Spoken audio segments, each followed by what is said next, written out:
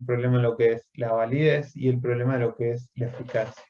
Entonces tenemos que una norma puede ser justa, pero no válida, como decíamos. Puede decir que estas normas, este, que los teóricos propugnaban muchas veces algunas ideas de lo que era la norma válida, la norma inválida, pero los que hablaban del derecho natural, ahora vamos a ver bien qué es derecho natural, formulaban en sus tratados un sistema de normas acá de principios jurídicos universales. O sea, puntos, como decía, lo de la justicia, que son uniformes y que sobrevuelan, pero que es diferente a si son, si están escritos o no, si están positivizados. Entonces, quien formulaba esta norma la consideraba justa porque las creía coherentes con principios universales de justicia. Pero estas normas, mientras quedaran solo escritas en un tratado, derecho natural o en un escrito, no eran válidas. Solamente eran válidas o adquirían validez si son acogidas por el sistema de derecho positivo, o sea, si son positivizadas, si no, no. Entonces, el derecho natural puede ser considerado el derecho justo por excelencia, pero no por ser justo es válido. Mientras no se incorpore al derecho positivizado, que es el derecho que está volcado en las normas, las leyes, no podemos hablar de que sea justo, es diferente. Ese es el primer problema. Una norma puede ser justa, pero no válida. Después otra pregunta puede ser que una norma puede ser válida, pero no justa. Acá los ejemplos son mucho más elocuentes y los van a ver constantemente. Eh, Ningún ordenamiento jurídico es perfecto. Nosotros podemos tener unidad de justicia y la realidad del derecho hay vacíos según los regímenes. Entonces, nosotros podemos ver en la historia de nuestra civilización que tenemos un montón de casos donde son normas que son válidas, pero no son justas. Era válida, por ejemplo, una norma que establecía la esclavitud, una norma válida en su momento, antes de la Asamblea del año 13, e incluso en muchos estados siguió el vigente la esclavitud, pero sabemos que no era para nada justa, era aberrante incluso, pero era válida dentro del sistema, porque hecha este triple análisis se regía en el sistema.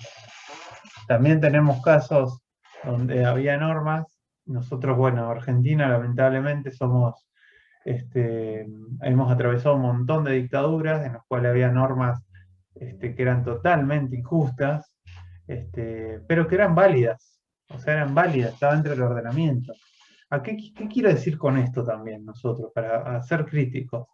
Que muchas veces cuando ustedes están en una discusión jurídica o están en una discusión normal, están discutiendo en una mesa de café, están discutiendo en un café con alguien, y le dice, bueno, pero la ley es la ley. Está bien, la ley es la ley, pero otra cosa es la justicia o injusticia. Ustedes tienen derecho a decir, mirá, la ley es la ley, está positivizado, está todo bien, pero esta norma me parece totalmente injusta. O sea, no se corresponde con ningún valor de justicia. No es para nada, no respeta esa cuestión. Por eso es importante saber diferenciarlo como tal. Bueno, un tercer tema es esto justamente de que una norma puede ser válida, pero no ser eficaz. Es decir, lo que decíamos anteriormente, esta cuestión de normas que se han sido dictadas como tal en un determinado gobierno, en un determinado proceso, y que no tienen eficacia y que tampoco el gobierno las puede hacer ejecutar como tal. Entonces cayeron totalmente en desuetude. Después una norma puede ser eficaz sin ser válida. O sea, son determinadas normas sociales que se cumplen espontáneamente habitualmente. Como decíamos nosotros, la regla de buena educación en algunos círculos sociales, que son normas que son eficaces pero que no están positivizadas. Volvemos al ejemplo anterior, puede ser una, una norma como decir buenos días cuando se entra a un lugar, una norma totalmente eficaz, se cumple, más allá de uno que otro irrespetuoso. Uno llega a un lugar y dice buen día, buenas tardes, y es eficaz, pero no está positivizada, no es válida, o sea, no podemos hablar de validez ahí. Después hay casos de normas justas, pero no eficaces, digamos. Eh, por ejemplo, hay normas que cuando uno dice, hay un ejemplo que dice no hay justicia en este mundo, cuando muchos dicen no hay justicia en este mundo, se refiere al hecho que aunque son muchos quienes exaltan la justicia, pocos son quienes la practican. Si es verdad que muchas normas de justicia no son válidas, con mayor razón tampoco son eficaces. Y después hay normas que pueden ser eficaces y que no son justas como tal. El hecho, o sea, esto quiere decir, el hecho que una norma sea universalmente respetada no me muestra que es justo. No quiere decir que es justa. Si vemos que hay determinadas cuestiones que todo el mundo las hace como tal, y que están practicadas y que tienen efecto, bueno, no quiere decir que sea justo. Es otro tema, es otro problema como tal. No tiene que ver. Esto ya nos hace introducir a un tercer tema que tiene que ver con lo que hace las tres escuelas.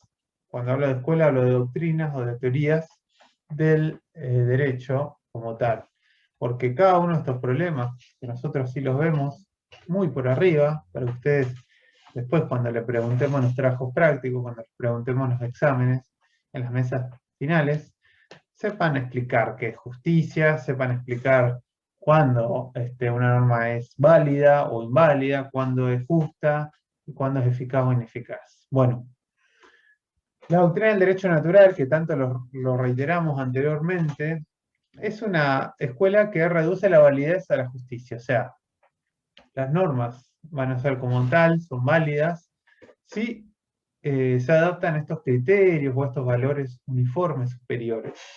Acá tenemos un montón de doctrinarios que podemos decir que vienen desde Platón en adelante, toda la corriente iluminista como tal, también tenemos a Kant, a,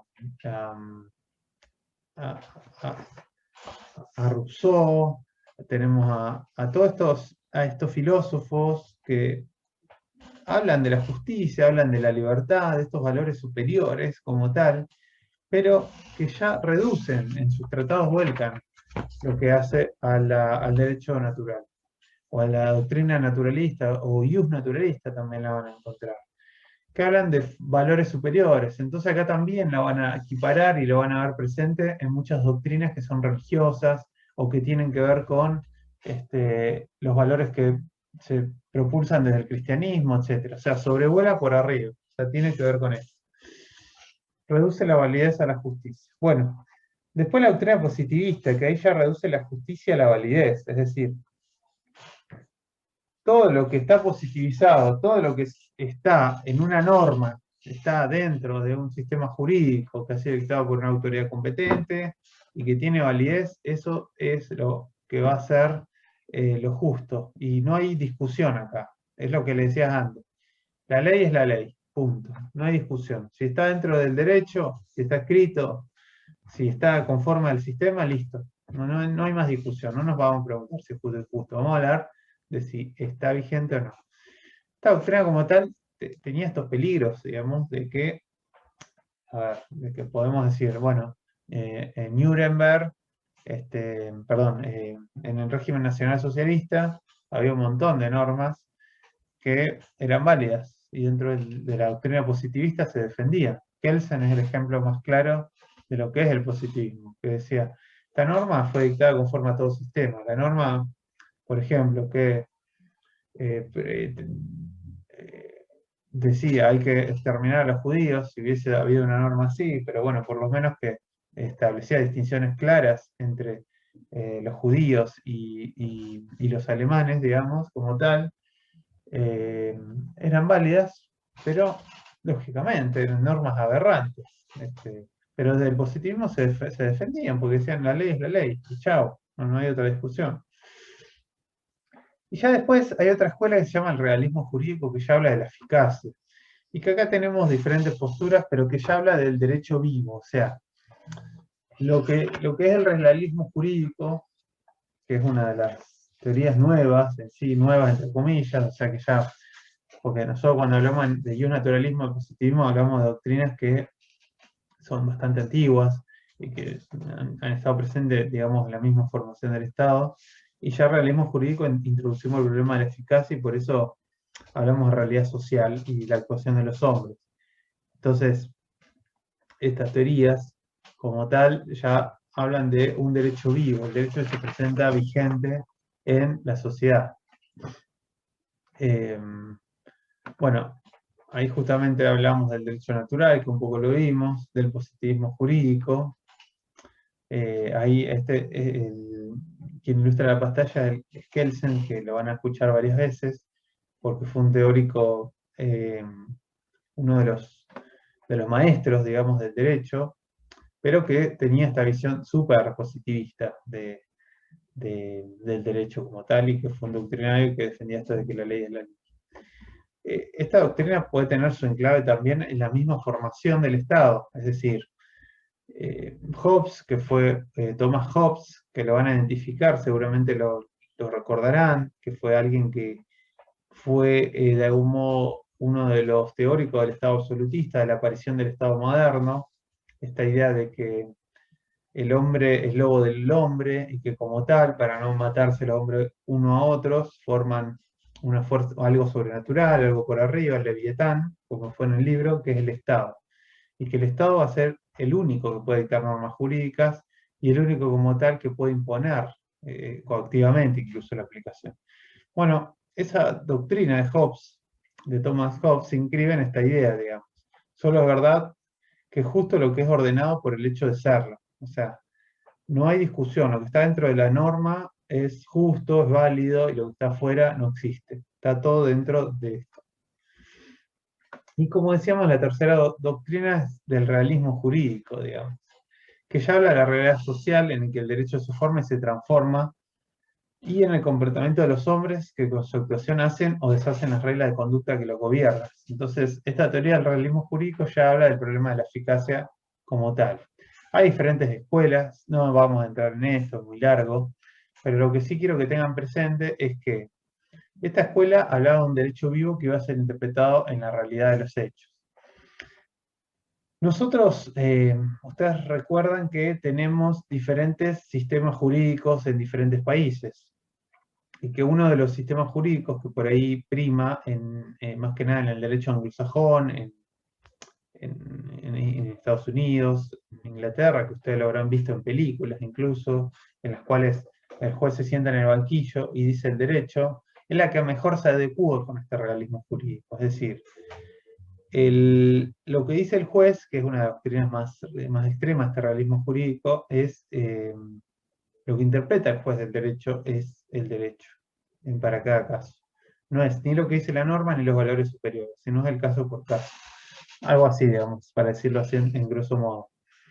Este es la concepción del realismo jurídico, que tiene su primacía en lo sociológico porque se interpone en este sentido, y tiene esa interpretación como tal.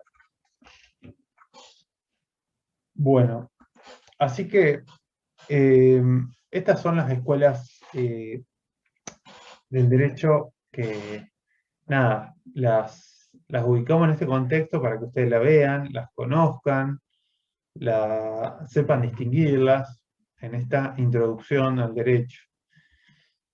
A ver, para hacer un repaso de todo lo que vimos hoy, y lo vamos a ver ahora si tenemos tiempo, nosotros partimos de la base de qué es el derecho, vimos las escuelas, vimos las teorías institucionalistas, las teorías de estatalista, la doctrina normativa y la relación subjetiva como tal.